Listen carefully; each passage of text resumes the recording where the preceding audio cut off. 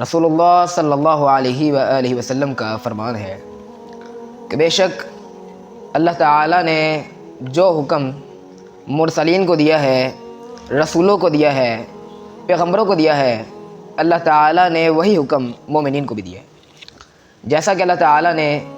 رسولوں کو، پیغمبروں کو یہ حکم دیا، یا ایھا الرسل کلوا من الطیبات واعملوا صالحا، کہ اے رسولوں، اے پیغمبروں کی جماعت، تم پاکیزہ اور حلال رزق کھاؤ اور پھر نیک عمل کرو۔ اور اللہ تعالیٰ نے پھر مومنوں کو مخاطب کر کے بھی یہی حکم دیا، فرمایا یا ایھا الذین آمنوا کلوا من طیبات ما رزقناکم، کہ اے وہ لوگوں جو ایمان لے کر آئے ہو، اے ایمان والو، ہم نے جو تم کو پاکیزہ اور حلال رزق دیا ہے تم بھی اسی میں سے کھاؤ۔ اب کیا یہ سوال پیدا ہو سکتا ہے کہ کوئی نبی یا کوئی رسول یا کوئی اللہ کا بھیجا ہوا پیغمبر وہ رزق حرام کھائے گا، رزق حلال کو ترک کر دے گا، حرام ذریعے سے کھائے گا؟ انبیاء کرام کے حرام کھانے کے بارے میں تو سوال ہی پیدا نہیں ہوتا، لیکن اس کے باوجود اللہ تعالیٰ انبیاء کرام کو بھی رزق حلال کا پابند کر کے انہیں بھی اس کا خصوصی طور پر حکم دے کے یہ بات عیا کر رہے ہیں کہ رزق حلال کا معاملہ یہ کوئی عام مسئلہ نہیں ہے، بلکہ رزق حلال کا مسئلہ یہ بڑا ہی اہم مسئلہ ہے، اور رزق حرام یہ بڑا ہی سنگین جرم ہے۔ اسی لیے اللہ تعالیٰ انبیاء کرام کو بھی اس کا حکم دے رہے ہیں کہ یا ایھا الرسل کلوا من الطیبات واعملوا صالحا، کہ اے رسولو، اے پیغمبروں کی جماعت، تم نے بھی اگر کھانا ہے تو پاکیزہ اور حلال رزق ہی کھانا ہے، حرام رزق نہیں کھانا۔ کہ حرام خوری یہ کہ اعتقادی نقص ہے، انسان جب اللہ تعالیٰ پر توکل کرنا، بھروسہ کرنا چھوڑ دیتا ہے تو وہ رزق حرام کو اختیار کرتا ہے، اس کے اندر حرام خوری آتی ہے۔ اللہ تعالیٰ کہتے ہیں نحن نرزقک، کہ ہم تمہیں رزق دیں گے، تم بس ہماری عبادت کرو، نماز قائم کرو۔ اللہ تعالیٰ کہتے ہیں کہ تم بس مجھ پر توکل کرو، میں تمہیں اس طرح رزق دوں گا جس طرح پرندوں کو رزق دیتا ہوں، تغدو خماسا وتروح بطانا، صبح نکلتا ہے تو خالی پیٹ ہوتا ہے اور شام کو لوٹتا ہے تو پیٹ بھرا ہوا ہوتا ہے۔ لیکن انسان جب اللہ تعالیٰ پر توکل کرنا، بھروسہ کرنا چھوڑ دیتا ہے تو وہ رزق حرام کو اختیار کرتا ہے، جبکہ اسلام کا سب سے بڑا مسئلہ وہ مسئلہ اعتقادی ہے، سب سے زیادہ عقیدے کی اہمیت ہے۔ اسلام میں سب سے زیادہ عقیدے کی اہمیت ہے، اگر عقیدہ ہی مستحکم اور ٹھوس نہیں تو پھر ایمان بھی مفقود ہو گیا، ایمان بھی ختم ہو گیا، اور اگر ایمان نہیں تو پھر لا يدخل الجنت الا مؤمن، رسول اللہ صلی اللہ علیہ وآلہ وسلم کے فرمان کے مطابق جنت میں داخلہ بھی ناممکن ہو جاتا ہے۔ تو لہٰذا رزق حرام کا ایک نقصان تو یہ ہوتا ہے کہ اس سے انسان کا عقیدہ وہ مستحکم اور ٹھوس نہیں رہتا، کیونکہ حرام خوری ایک اعتقادی نقص ہے، انسان اللہ تعالیٰ پر توکل کرنا چھوڑ دیتا ہے، اس کی وجہ سے اس کا ایمان بھی مفقود ہو جاتا ہے، اور پھر لا يدخل الجنت الا مؤمن، اس کا جنت میں داخلہ بھی یہ ناممکن ہو جاتا ہے۔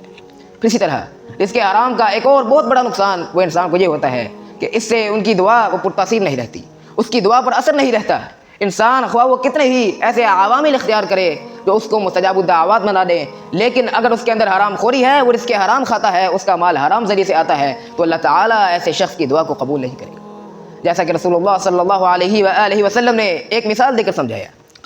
فرمایا رجل، کہ ایک آدمی یطیل السفر، جو دور دراز کا سفر کر کے آتا ہے، طویل لمبا سفر اختیار کر کے آیا ہے، اشعث اغبر، بال اس کے بکھرے ہوئے ہیں، گرد و غبار سے آلود ہے، ویمد یدیہ الی السماء، اور اپنے دونوں ہاتھوں کو آسمان کی طرف پھیلائے ہوئے ہے، اور یا ربی کہہ رہا ہے، مگر ان سب کے باوجود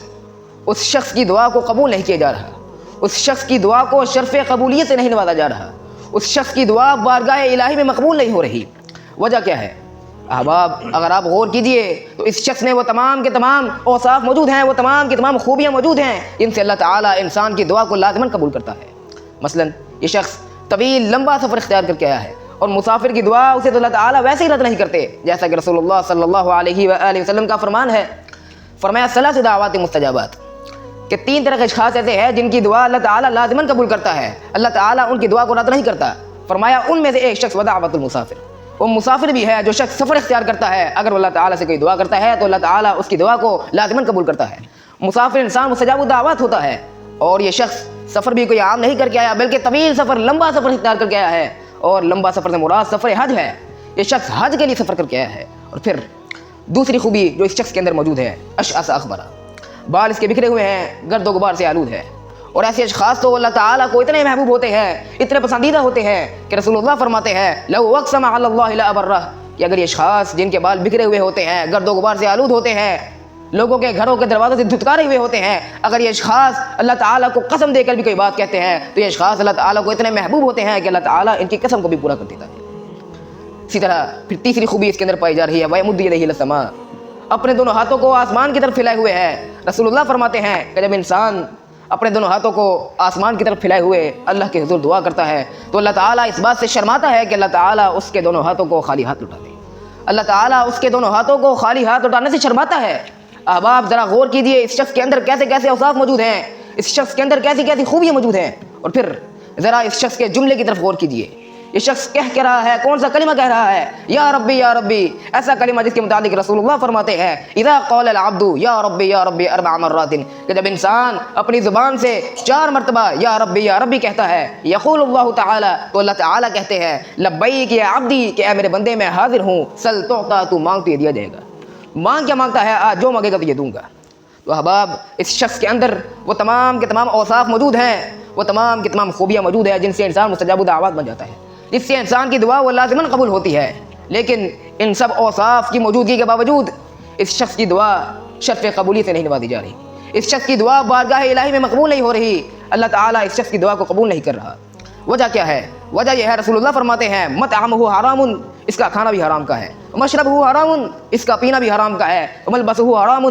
اس نے جو لباس زیبتن کیا ہوا ہے اس کا پہننا بھی حرام کا ہے، وغذی بالحرام، اور اس کی غذا اور خوراک بھی حرام کی ہے، فأنا یستجاب لذلک، رسول اللہ فرماتے ہیں کہ اللہ تعالیٰ ایسے شخص کی دعا کیسے قبول کر لے گا؟ معنی یہ ہے کہ اگرچہ تو نے وہ تمام کے تمام عوامل اختیار کیے ہیں جن سے اللہ تعالیٰ انسان کی دعا لازماً قبول کرتا ہے، مگر تیرے اندر ایک اعتقادی نقص ہے جس کی وجہ سے آج اللہ تعالیٰ تیری دعا کو قبول نہیں کر رہا، اور وہ حرام خوری ہے، تو اس کے حرام کھاتا ہے، تیرا کھانا پینا پہننا اور تیری غذا وہ حرام کی ہے، اس ایک اعتقادی نقص کی وجہ سے آج اللہ تعالیٰ تیری دعا کو قبول نہیں کر رہا۔ احباب آج کتنے ہی لوگ ایسے ہیں جو بظاہر نیک اور متقی ہوتے ہیں، لمبی لمبی دعائیں مانگتے ہیں اور پھر کہتے ہیں کہ ہماری دعا قبول نہیں ہو رہی،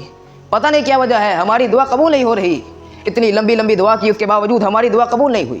اتنی لمبی لمبی دعاؤں کی طرف تو توجہ کی ہے، لیکن کیا کبھی اس کی طرف بھی توجہ کی ہے کہ مال حلال ذریعے سے آتا ہے یا حرام ذریعے سے آتا ہے؟ یہ بات ذہن نشین کر لینی چاہیے کہ جتنی لمبی لمبی دعائیں کرو، جتنا لمبا لمبا طویل سفر اختیار کرو، اللہ تعالیٰ تمہاری دعا کو اس وقت تک قبول نہیں کرے گا جب تک تم اس کے حرام کو ترک نہیں کر دیتے، جب تک تم کے اندر سے حرام خوری ختم نہیں ہو جاتی، کیونکہ وہ شخص اس کے اندر کوئی ایک وصف نہیں پایا جا رہا تھا بلکہ اس کے اندر پورے 4 اوصاف موجود تھے۔ وہ شخص طویل سفر اختیار کر کے آتا ہے، بال اس کے بکھرے ہوئے ہوتے ہیں، گرد و غبار سے آلود ہوتا ہے، اور اپنے دونوں ہاتھوں کو آسمان کی طرف پھیلائے ہوئے ہوتا ہے اور یا ربی کہہ رہا ہوتا ہے، لیکن ان سب اوصاف کی موجودگی کے باوجود اس کے اندر ایک اعتقادی نقص حرام خوری ہوتا ہے جس کی وجہ سے اللہ تعالیٰ اس کی دعا کو قبول نہیں کرتا۔ اللہ تعالیٰ سے دعا ہے کہ اللہ تعالیٰ ہمیں رزق حلال کھانے اور کمانے کی توفیق عطا فرمائے، وما توفیقی الا باللہ۔